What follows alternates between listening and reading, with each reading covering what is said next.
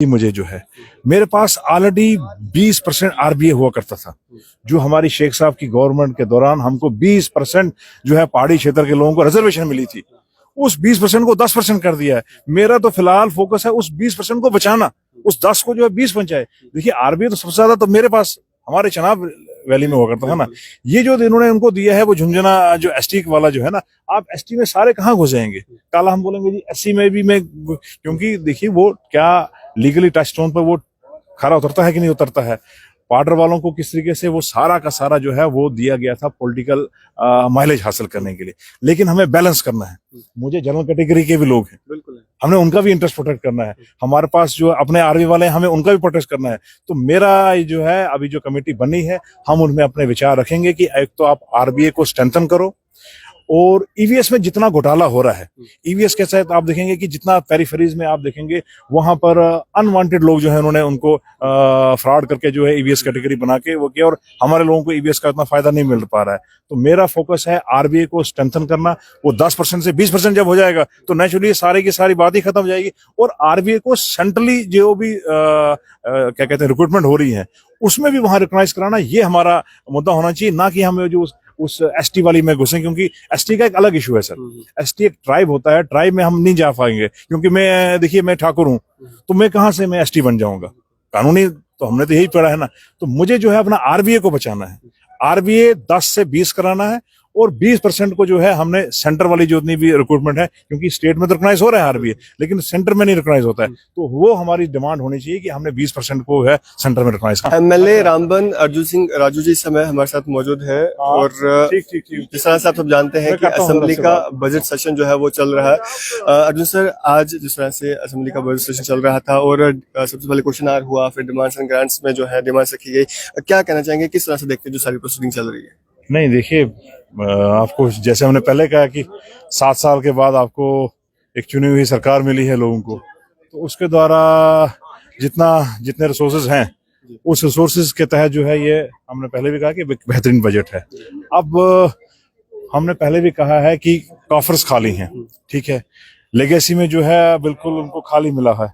अब जितना है उस हिसाब से जो है लोगों को बेहतरीन मिल रहा है, और ये तो अभी शुरुआत है, आगे आस्ता आस्ता जो है वो चीजें बेहतर होते जाएंगी और उनमें सुधार भी होगा। तो हम भी यही उम्मीद करते हैं कि लोगों को भी अच्छी राहत मिलेगी।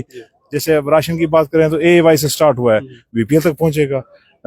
बिजली की बात करें एएवाई से स्टार्ट हुआ है, देन टारगेट्स इसी तरीके से अचीव किए जाते हैं ना। एट वन गो में आप सब कुछ नहीं हासिल कर सकते हैं जी। तो अगर हम रामबन कॉन्स्टिट्यूंसी की बात करें तो क्या कुछ कमियां जो है आप वहां पे देखते हैं जो आने वाले समय में आप कोशिश करेंगे वो पूरी हो पाए? देखिए रामबन कॉन्स्टिट्यूंसी तो मुझे लगता है हमारी सेंट्रल लोकेटेड मेरी एक जिला है, और दो उसमें जिले में 2 कॉन्स्टिट्यूंसी आती हैं, लेकिन बनस्पत करेंगे बनिहाल के तो जो डेवलपमेंट का जो कहते हैं ना उन्होंने स्वाद, तो रामबन ने कहीं कभी चखा ही नहीं है मुझे लगता है। तो हर एक सेक्टर में वहाँ बड़ी काफी सारी परेशानीज हैं। तो मेरी तो यही कोशिश थी कि जितना भी हमें मौका मिला, चाहे सीईपीडी की ग्रांट्स पे था, चाहे वो इंडस्ट्रीज की ग्रांट पे था, चाहे जितने भी ग्रांट्स पर जो था, हमने यही कोशिश की कि रामबन की आवाज को उठाया जाए, क्योंकि रामबन की आवाज को कोई सुनता नहीं है। आप जैसे लोग उसको सुनाते हैं, बाकी मीडिया वाले भी जो है वो दाएं बाएं फजूल लोग हैं उन पर चलाते हैं, लेकिन हमारी आवाज को जो है ना कोई इधर से सुनता था ना कोई उधर से सुनता है। तो अब जो है आप जैसे लोग वहां पर आए हैं, तो मुझे लगता है कि अब उसको यहाँ पर सुना भी जा रहा है, और वाइसी फोर्सली जितनी हमारी ताकत है हम उसको रख रहे हैं। तो अच्छा, मुझे उम्मीद है कि आने वाला भविष्य जो है रामबन का अच्छा है। सर, अगर हम बात करें एमएलए बानीहाल और गुल के, उनका ये कहना है कि जिस तरह से पार्डर नायक सैनी को एसटी स्टेटस मिला है उसी तरह से चिनाब वैली को भी जो एसटी स्टेटस के जुमरे में लाया जाना चाहिए, क्या कहना चाहिए? देखिए मेरा एसटी स्टेटस पे थोड़ा सा विचार अलग है।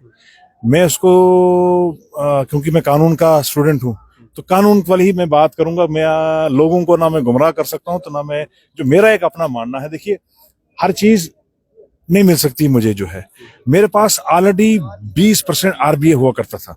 जो हमारी शेख साहब की गवर्नमेंट के दौरान हमको 20% जो है पहाड़ी क्षेत्र के लोगों को रिजर्वेशन मिली थी, उस 20% को 10% कर दिया है। मेरा तो फिलहाल फोकस है उस 20% को बचाना, उस 10 को जो है 20 बन जाए। देखिए आरबीए तो सबसे ज्यादा तो मेरे पास हमारे चनाब वैली में हुआ करता था ना। ये जो इन्होंने उनको दिया है वो झुंझुना जो एसटी वाला जो है ना, आप एसटी में सारे कहाँ घुस जाएंगे। कल हम बोलेंगे जी एससी में भी मैं, क्योंकि देखिए वो क्या लीगली टच स्टोन पर वो खरा उतरता है कि नहीं उतरता है। बॉर्डर वालों को किस तरीके से वो सारा का सारा जो है वो दिया गया था पॉलिटिकल माइलेज हासिल करने के लिए, लेकिन हमें बैलेंस करना है। मुझे जनरल कैटेगरी के भी लोग हैं, बिल्कुल हमने उनका भी इंटरेस्ट प्रोटेक्ट करना है। हमारे पास जो अपने आर्मी वाले हैं, हमें उनका भी प्रोटेक्ट करना है। तो मेरा जो है अभी जो कमेटी बनी है, हम उनमें अपने विचार रखेंगे कि एक तो आप आरबीए को स्ट्रेंथन करो, और ईवीएस में जितना घोटाला हो रहा है, ईवीएस के साथ आप देखेंगे कि जितना पेरिफेरीज में आप देखेंगे वहां पर अनवांटेड लोग जो है उन्होंने उनको फ्रॉड करके जो है ईवीएस कैटेगरी बना के वो किया, और हमारे लोगों को ईवीएस का इतना फायदा नहीं मिल पा रहा है। तो मेरा फोकस है आरबीए को स्ट्रेंथन करना। वो 10% से 20% जब हो जाएगा तो नेचुरली सारी की सारी बात ही खत्म हो जाएगी, और आरबीए को सेंट्रली जो भी क्या कहते हैं रिक्रूटमेंट हो रही है उसमें भी वहां रिकॉग्नाइज कराना, ये हमारा मुद्दा होना चाहिए, ना कि हमें जो उस एसटी वाली में घुसें, क्योंकि एसटी का एक अलग इशू है सर। एसटी एक ट्राइब होता है, ट्राइब में हम नहीं जा पाएंगे, क्योंकि मैं देखिए मैं ठाकुर हूं, तो मैं कहां से मैं एसटी बन जाऊंगा, कानूनी तो हमने तो यही पढ़ा है ना। तो मुझे जो है अपना आरबीए को बचाना है, आरबीए 10 से 20 कराना है, और 20% को जो है हमने सेंटर वाली जो इतनी भी रिक्रूटमेंट है, क्योंकि स्टेट में तो रिकॉग्नाइज हो रहा है आरबीए, लेकिन सेंटर में नहीं रिकॉग्नाइज होता है, तो वो हमारी डिमांड होनी चाहिए कि हमने 20% को है सेंटर में रिकॉग्नाइज कराना है सर। कई सारे लोग ऐसे हैं जो सरकारी जमीनों पर बैठे हैं, क्या सरकारी जमीनें जो हैं जो उन पर रह रहे हैं उनको उनका मालिकाना हक मिलना चाहिए? क्यों नहीं मिलना चाहिए? देखिए जो 40-50 साल तो दिया भी था ना, इसी तरीके चाहे रोशनी की स्कीम थी, रोशनी की स्कीम जैसे फारूक साहब ने लाई थी, इसीलिए तो लाई थी, जो लोग वहां बैठे उनको वहां उनका हक देना, लेकिन हुआ अब बेनिफिट नहीं ले पाए। क्या है देखिए आप, इसी यही मामला है जो हाइब्रिड गवर्नमेंट चल रहा है ना, ये जो यूटी का जो दौर है, क्योंकि कुछ चीजें जो है हमारे जेर इख्तियार में है ही नहीं, हमने यहाँ से भेजनी है उधर एलजी साहब के अप्रूवल के लिए, तो उन चीजों को खत्म करने के लिए तो है, तब हम चाहते हैं स्टेट आ जाए। देखिए अगर स्टेट आ जाएगी ना तो ये सारी आपके इश्यूज ठीक हो जाएंगे। तो एक आपके माध्यम से मैं वही कहूँगी, कल हमने एक बात कही थी